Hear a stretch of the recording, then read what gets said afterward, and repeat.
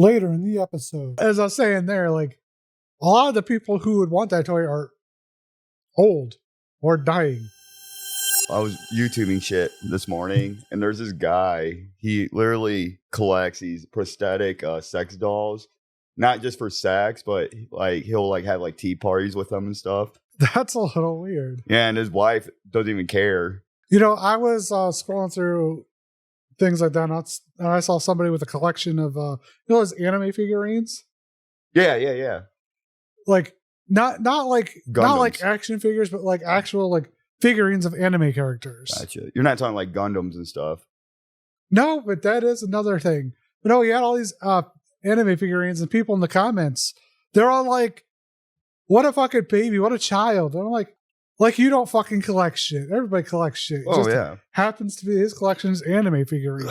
Well, let's talk about collections. You know, on today's episode of season 3? Yeah, officially starting off our 3rd season. Took a long winter break. Well, let's get started with it. I'm Crollur. And I'm Willy. Welcome to the Crollur and Willy Podcast. All right, so let's start today off with collections. What is the difference between collecting, cluttering, and hoarding? There was actually like a technical definition of what collections is and what hoarding is. What's clutter? There's 3 different things. You got clutter, collecting, and hoarding. Well, I think clutter and hoarding are very closely related if you're going to go with that. Right. Clutter is where you're still able to access stuff in that room, but while still having stuff, you know. What I was told when I was asking about this is that like a collection is for organized. Display purposes. And organized. Yeah. Well, yeah, organized and for display purposes, whether that's displaying for your own pleasure or for other people to see. Okay. Like, because not everybody has collections that they want other people to see. All right, let me ask this. What if I was a hoarder, but I was able to display my hoarding with scrap metal, you know, like all over against the walls and shit? Then you'd probably be a modern artist. I mean, that's what a lot of that's come down to. Yeah. I mean, like artists, they got some weird stuff out there. But what I'm getting at is like I have a collection of like dice, and I have like a collection, like I have a lot of D&D related collections, and I have like shelves set up for it. I'm not as like full collection or as deep into the collection as like you just like having it to look at it. Yeah, and if I ever live stream again, it's set up behind where I put my camera, so it'd be on display for anybody who sees that. But I mean, I'm the same way with older books. Like I have older books, even though I don't read. But I'll see them at like flea markets, and I'll buy them, and I'll just put it in my little, you know, like one of my cupboards, you know, just yeah. You know. Now, do you do that for your own purposes, or because some people collect for money? No, I like the way the older books look, where it's just plain, you know, like you know what I'm talking about, right? It'll be like just blue, the title, then on the side it'll be like red, or it'll be like gold. On yeah, I know what you're talking about. The spine. Like, yeah, I know what you're talking about. I like books like that. That's interesting. Yeah, you didn't know I had them. Oh, I've seen some of them. Yeah, I didn't know that was specifically what you were collecting for. Well, I'm not collecting them. If I see one, I'll buy it. I just like the way they look. Yeah, so we all have our collections. It just happens to be that people consider figurines and action figures as childish. Some people, they don't realize they're actually collecting something either. You know what I mean? Like they don't realize they're collecting that specific thing, but they'll just keep buying, you know. Like those push dolls. Push dolls, what are they called?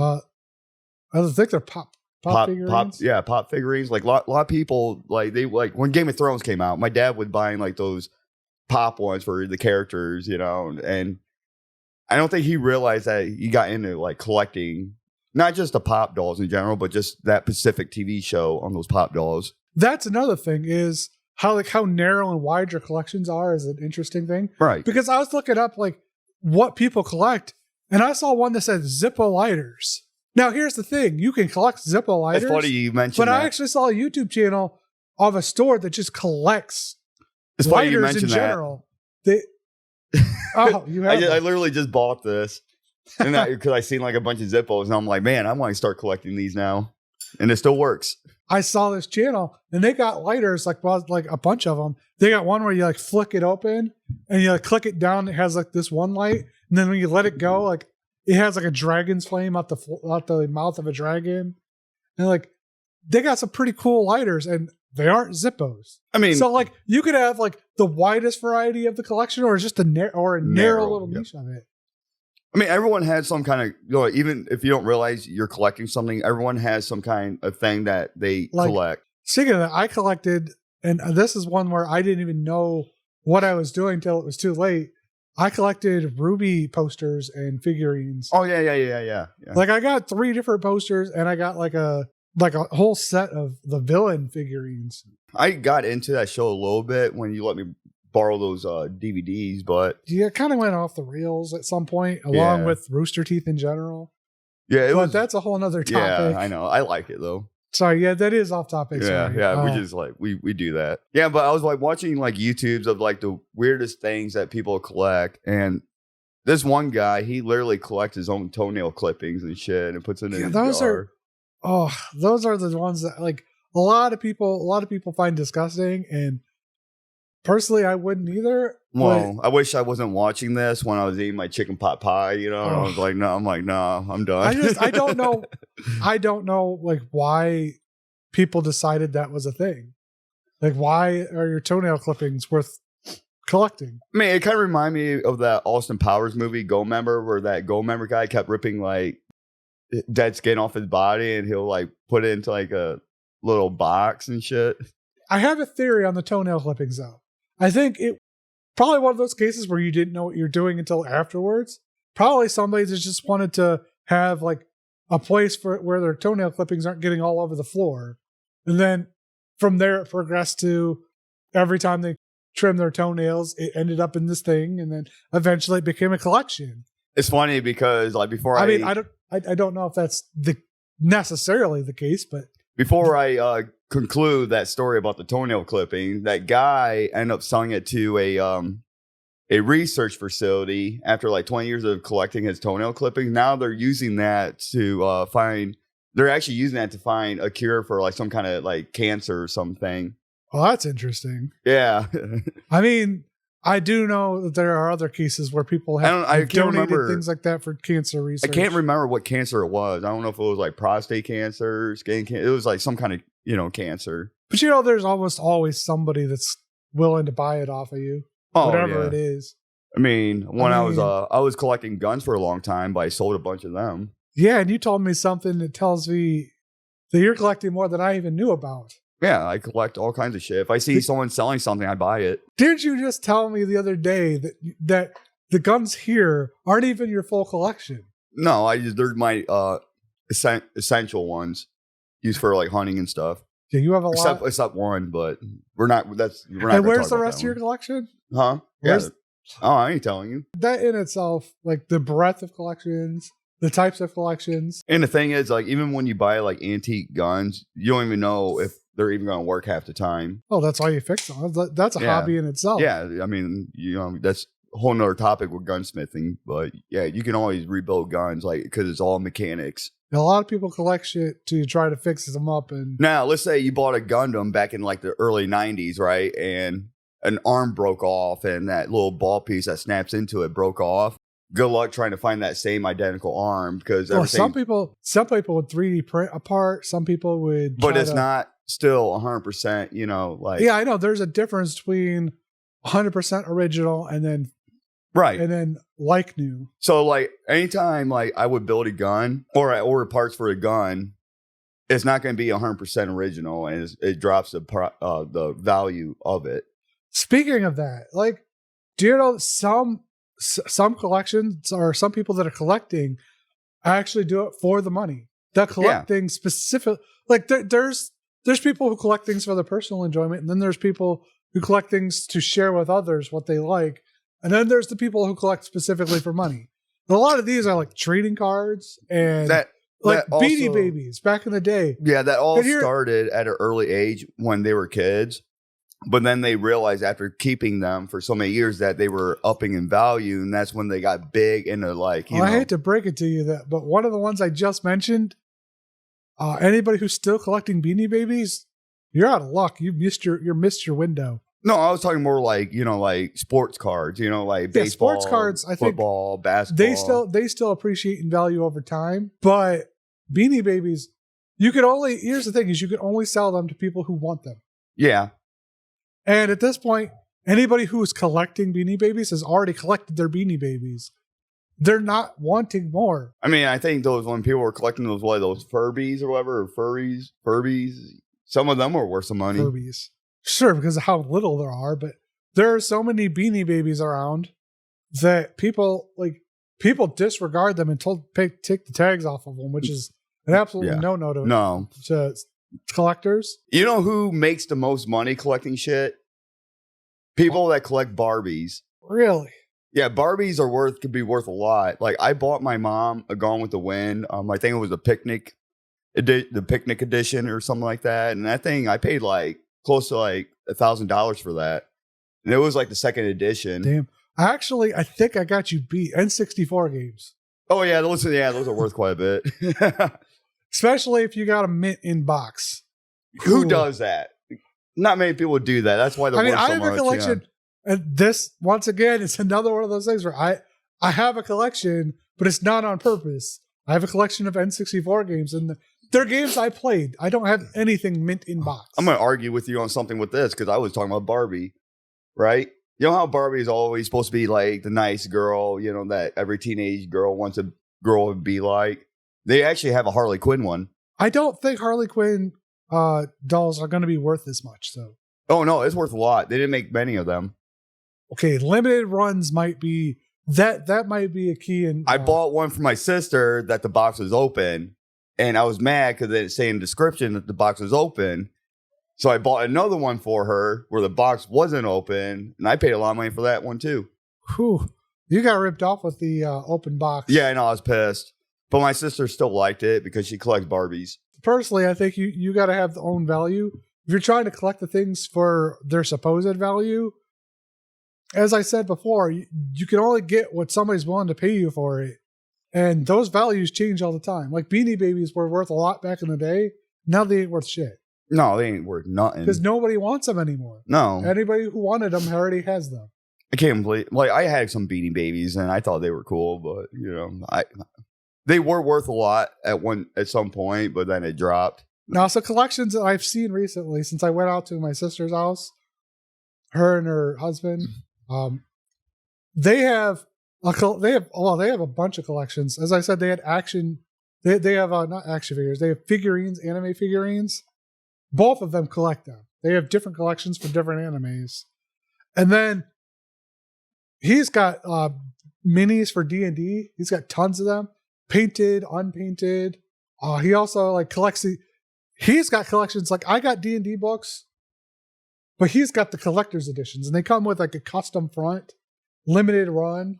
Do any of you guys have the original, if you can get a hold of the original copy of the D&D book, how much you think that would be worth? Probably a lot. But I don't think any of us have any access to that because collectors have already collected that. Yeah. Can you imagine if you got your hands on one of them? Yeah, when it comes to books, you have the limited runs, whether it be special edition covers or signed copies, but then you also have initial production releases, like the first 1,000 print. Speaking of books, people do collect encyclopedias. I've had one encyclopedia collection. I don't know if that counts as a collection since it's one whole set. Yeah, but people actually will buy different sets and collect them. How do you personally feel about action figures and collecting action figures and the dolls and stuff like that? I think it's kind of neat actually, because if I can go back when I was a kid, I would have kept every fucking toy I had, because I had Stretch Armstrong and all that stuff. I wish I would have just kept them inside the box, and sold. Yeah, but then you wouldn't have had fun. I didn't even have fun with those things.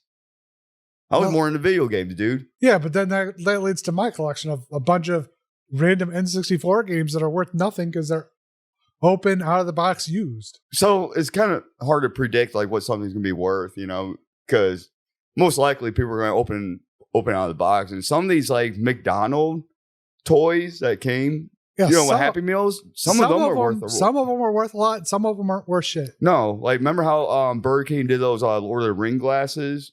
Yeah. Yeah, I don't even know what they're worth, but I'm assuming they're worth something. Yeah, they probably are. I mean, Lord of the Rings is kind of cool, and it's popular. It's popular. Everyone, if you go up to someone and be like, hey, you know what Lord of the Rings is? They're going to be like, yeah. So I think obscurity versus well-known does play a factor in it. The more well-known something is, sometimes like the more it's worth. But at the same time, there's always a lot of production around it. So I mean, think about it. If I came up to you and asked you, I'm like, hey, do you see who the Browns going to be potentially drafting? You're going to be like, no. You're right, I don't. Yeah. See, like I'm saying, like what he said, it depends on, like how big something is. Like, remember, like we're talking about the Game of Thrones with the pop dolls, right? There was other things other than pop that was doing Lord of the Ring things. They did action figures and stuff, like at Walmart. You can go find a fucking Jon Snow action figure, Yeah, I mean, I think for collecting purposes, the amount of a run of a product has a lot to do with how valuable it is, but also how well known the product is also factors into it.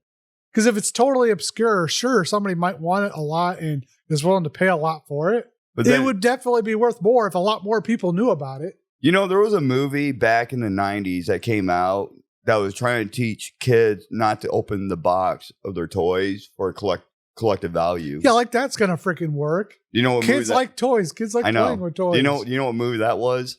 What? Small Soldiers.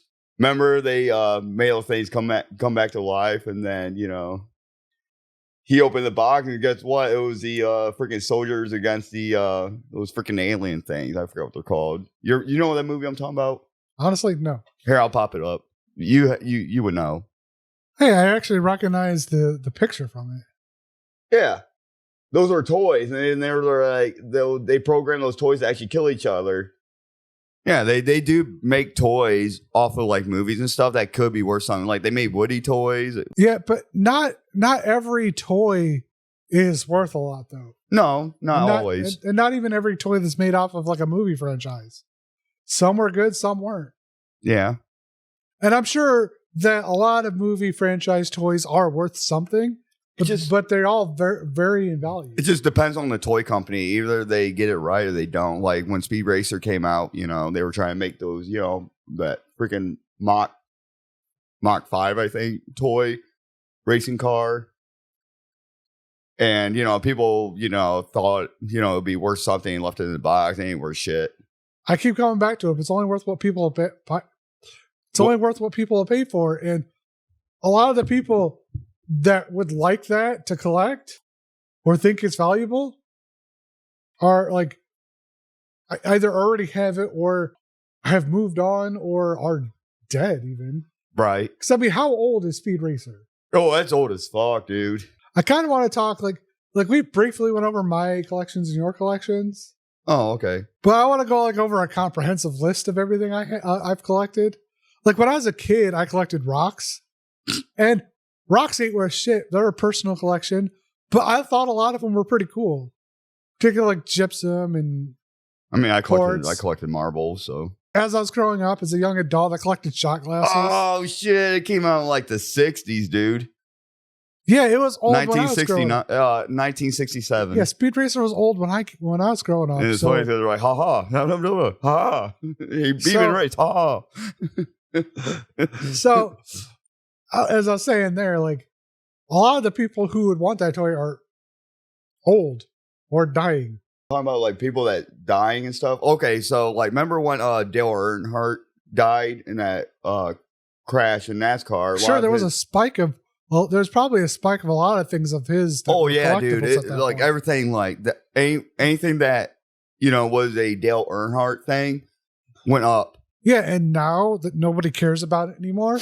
No, it's probably not worth as much. Only diehard fans. But then when his son started racing, it went back up. Yeah, I think the value of a collection goes up and down. Yeah, it does. Depending on interest of the public. I mean, like Jeff Gordon stuff, it ain't really worth anything right now. I kind of suck. So that was my go-to. Yeah, I know. That was mine. Yeah, but then you got like celebrities like Michael Jordan. His stuff is always going to be worth a lot of money. That's because he brought a brand to himself. So his brand is ever present. I think his value is going to outlive his life. When O.J. Simpson died, do you think anything that people were collecting on him is going to be worth anything? Probably not as much, but I'm sure somebody wants to collect some stuff. Yeah. Potential murders. That's a scary thought. Yeah. I just wanted to put that in there because that dude died. Anyways, as I said, like I've had collections since I was a kid, and I've grown up and gotten bigger collections, like all my D&D stuff, all my posters. The thing is, like with me, I always never planned ahead with collections. Like, you know, like when Toy Story came out, I was like, oh my God, I want all of them. I want the dinosaur. I want Mr. Potato Head. I want Woody. I want Buzz Lightyear, just so I could be like Andy, you know? I think for me, the collections, most of my collections were on purpose, most of them. But I think I dived into it for personal reasons. Like as I said, I collected rocks as a kid. That was a personal decision. I now collect what's called shiny math rocks or something like that. And they're just dice. I collect dice for Dungeons and Dragons, but I have a whole set of blue dice, and then I have a set of like multicolored dice. I just got a red set for my newest campaign. So I got all these sets of dice, and I'm just collecting them. Well, my son they're not started of value. My son started collecting dice, and he enjoys it. You know the reason why he collects them, right? What? Why? Because he uses them for a game called Risk. Oh, okay. And so when I went to school, I made 2 dice because that was my project I had to do. And when I got great on it, you know, like I messed up. I broke a drill bit on the very last hole on the 6 that I had to do, and I couldn't get the thing out, and I lost a couple points on it. But it is what it is because I didn't want to start over on it because I'm on a short timeline to do it. Yeah. So, you know, Noah seen them. That's my son, Noah. And he'd been on the podcast before. I think he was on season 2. But anyways, he seen that I had those 2 dice, and he wanted it. And I'm like, oh, well, you can have it. You know, it's junk to me. You know, I don't use dice. So I walked in his bedroom one day, and he's sitting there playing Risk by himself with like 6 different armies, you know, using the dice as the, I think the defense or something like that. Because 2 dice is for defense and 3 dice for attack. And he's sitting there playing by himself. I'm like, oh, he's actually using the dice I made. He likes them because I made them like 1 inch by 1 inch. Oh, those are quite big, actually. Yeah, he likes it because it's like that. He don't like the small dice. I mean, I have a couple big ones, but all mine are like D20s, not the D6s you'd use for that. Right. Well, I guess I can't say all of mine, but the big ones I have. Yeah, he actually been like collecting dice just for Risk, and like he'll swap out. Well, he'll keep the ones I made no matter what because he's like he thinks I made it for him, but no, I did it for school. Does he have a favorite set though? Huh? Does he have a favorite set or his favorite die? Yeah, the ones I made. Ah. Yeah. Okay. Dude, those are sharp looking. I'm telling you. Well, other than one little, you know, with a hole. I'm going to call it a hole, right? Other than one like area where I drilled where the bit broke and is stuck in there. Other than that, it looks shiny as fuck. They're not going to be as like nice what you got because you got the 16-sided ones. You got all that stuff. You know, his is 16. They're 20 and 12. All right. Well, he has like, you know, the basic, you know, 6-sided dice, but he likes the way they look. Oh, I imagine dice are pretty cool. He likes the ones that you can see through, but they're like red or green. You know, like what's it called? Fluorescent ones. Yeah. Well, the question on that one is does he want glass or resin? Like it don't matter. If you give him like a basic dice, he'll throw it in that jar. Because like he don't care what it looks. Various kinds. He don't care what it looks like. If it's a dice, he will take it and put it in that jar. Well, as far as clear ones go, like transparent or translucent. Trying to think, because transparent, you wouldn't be able to see it. You'd just be able to see straight through it. It's oblique. Oblique, you can't see through, right? I think opaque.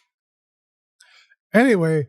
Yeah, we're going way off topic. Anyways, I was just saying, like, If I was wondering if he had a favorite out of his collection, because I know I have my favorites. Oh yeah, the one I made is his favorite because they're like the biggest fucking dice. You know, that thing's like a monster truck compared to the dice he has. And they're made of metal, right? Yeah, it's aluminum. They're probably pretty hefty too. Yeah. Yeah, they're pretty. I have some metal ones. I was about to say what other something. things besides for books and guns? What other things do you collect? Yeah, give me a second. There's like I was going to mention something about after the dice, but can't remember what it was. Oh, yeah, because I used to collect traffic cones. Traffic cones. Yeah, like it's funny because like the people watching this, they're probably like, "Oh, you stole that from YouTube," but no, I actually did it before these people on YouTube did it.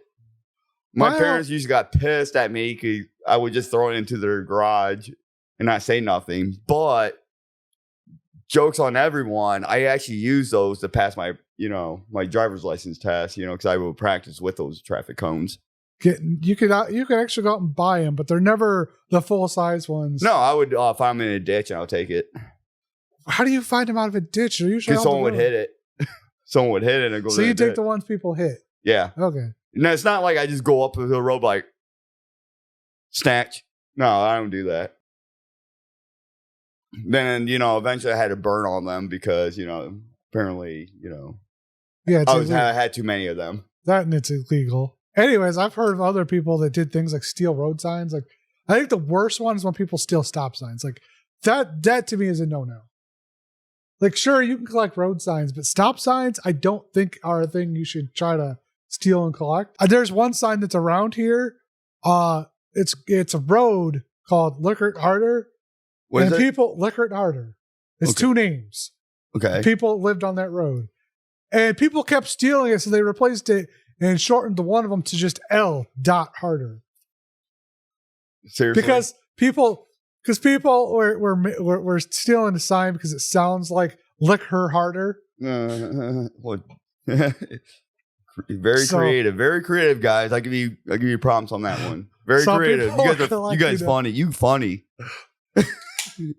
You funny. So what was it you were gonna say? Oh yeah, I was talking about like people collecting those. You were talking about like those video games, those 64 games. Yeah. People do collect those older vintage consoles too. And I wanted to say that I was at Dollar General one day and I seen that they had a PlayStation 1. It's not the legit one. It's the one that's compact and whatever, and all the games are downloaded into it digitally. But I'm like, oh my god, I can go back to my childhood and play games. And For the nostalgia that works for a collector. That's no. I just want to talk about the story, right? So I got all excited. I'm like, oh my god, I'm going to bring back my childhood. Playing these games that I used to play when I was a kid. It's not, what I'm saying, that people do collect consoles and stuff. My brother does that. But I was so excited that I'm like, I have not seen a PlayStation in years that, I'm like, I want to go back and play the games I used to play, like Metal Gear Solid and stuff like that. So I plugged that thing into my TV. I'm like, rubbing my hands on, like, all right, I'm going to tear some shit up. I click on Metal Gear Solid. And I'm like, fucking graphics suck. The rose tinted glasses got you. Yeah. So I'm like, I don't know if I want to play this. Yeah, So you go back to an old game and you're like, this is not as good as I remember. Yeah. It's like one of them things. I feel like we should talk about that at another podcast, though. Yeah, we should. Yeah, but it's kind of bad when you got like a cigarette in your mouth. You're like sitting there trying to get your adrenaline up. You're like, man, I'm going to tear this game up because I know how to do everything because I remember everything. I know how to defeat every boss. And then you look at the graphics, you're like, yeah, I'm good. I got all excited. Got, for no reason at all. So if you're watching on YouTube and there's a little thing popping up here, we probably made an episode about it. We've talked about collections for quite a bit. I think the moral of the story is collect for what you want to collect.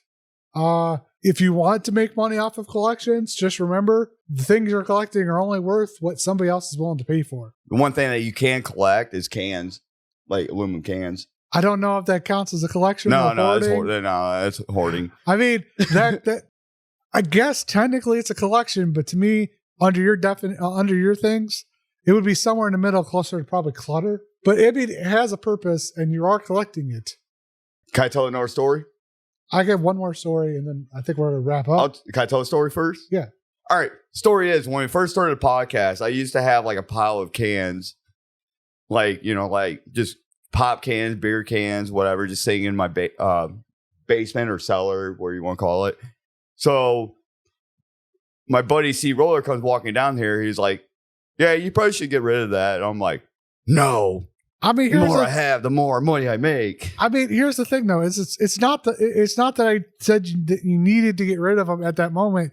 It's the fact that they were right in front of the entrance down to where the podcast is held, and we had guests coming in. And you can literally jump on it, and it'll feel like a beanbag. I don't want to use cans as a beanbag. it was a large amount. It was over 180 bags of cans. Yeah, and you should take those in and get hoarding. the money for them. That's hoarding. I made a lot of money off of that.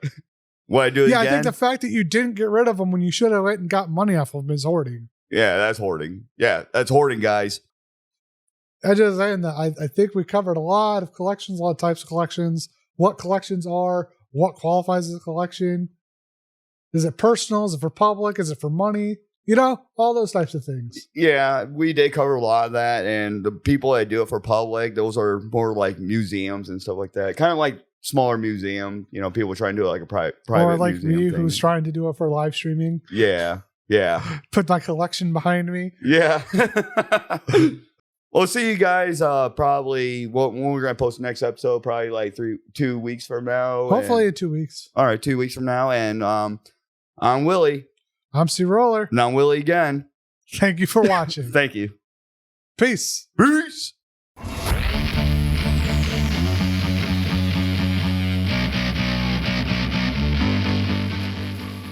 He has like hundreds of them. They call him like the Hugh Hefner of blow-up dolls.